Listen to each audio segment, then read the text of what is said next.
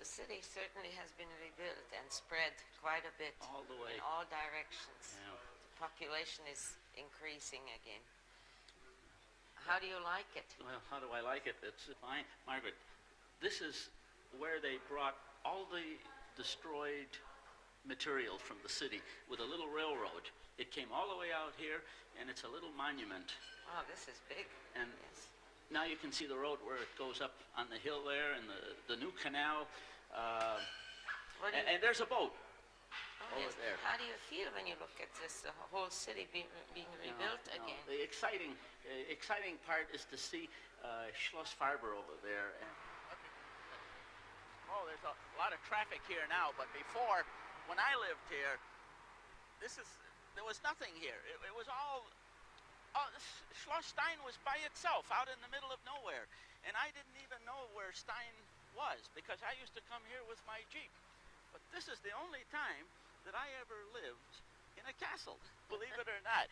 And right there, where the window was my room, and then over here is where we had the mess hall, and that was for the little soldiers, and then all the famous world reporters and the big names in the broadcast and in the newspaper people, like Walter Cronkite, they all started here.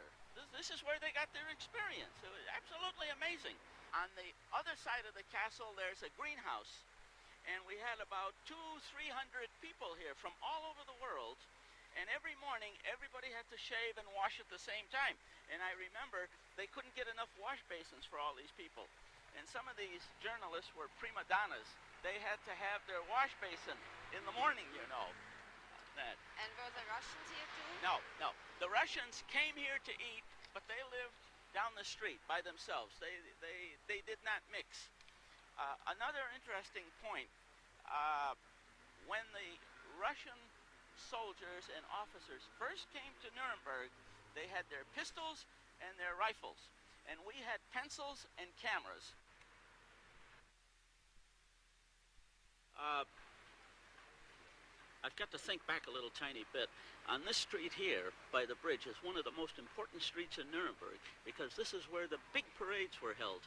And if you look back on some of the old pictures, you'll see that all the flags and all the decorations were here. But when I got here, we had a little bit of snow and older people. There were very, very few young people, and a lot of the people that I met here were living in cellars and in huts. It was a very, very sad time. Down at the end of the street there, the Schönbrunn Brunnen was encased in concrete, and we're thankful for that, because that saved it from total destruction and vibration and bombardment. Today, it's just amazing to see the population here. I don't know where they came from. I can't imagine where all the people are coming from today. Wie Sie aus den Bildern ersehen, war die Stadt fast ganz zerstört. Die meisten Leute mussten außerhalb wohnen. Die Leute hatten keine Einzelwohnungen. Wir mussten mit anderen Leuten zusammen in einer Wohnung oder sogar in einem Zimmer wohnen. Essen gab es auch nicht sehr viel damals. Es waren die Marken nicht zum Essen herausgegeben und es war eine schwierige Zeit.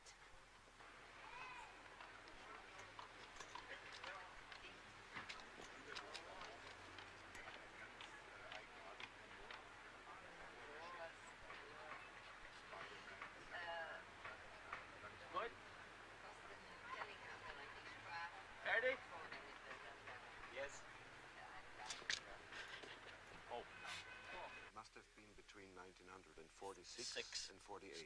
On that, but early at that time. You lived right here in Nuremberg, you worked here for the IMT, and why did you take the pictures? What was the reason? Well, number one, I was never involved in combat, and therefore I had never experienced such 85%, 95% destruction,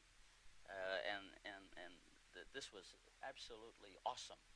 This offered an opportunity for what a news photographer would consider a very beautiful artistic type of picture, especially in color. We had the sunshine, and your eye travels right up through the picture. Nuremberg was totally destroyed, and unless you could see this picture in the sunshine, It was so dull and drab and dirty and deserted. And here, of course, again, a news photographer has to tell a complete story in one picture. Here, by being up so high on the Turm, you can see that, well, one house, perhaps two houses, didn't get a direct hit. But also the fact that there was a little life coming back into the city. This was very, very rare at that time. Everybody was on foot and pulling little wagons. Now, let us see. We have here the Hauptmarkt with the Frauenkirche from a fantastical view on the side. And it happens that when we drove into town, this is where we would park our Jeep, and then we would take off on foot. But again, it is amazing to see that only the facade remained. And here, we were able to frame it in among the ruins. And what a big change today. Now, of course, I did arrive in Nuremberg a little bit late considering that by then the streets had been cleared. This is a documentary picture showing that reconstruction was slowly coming back.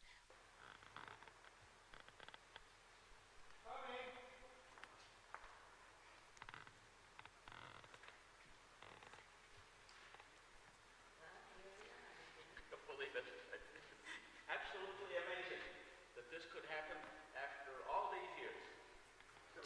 At the courtroom, they always...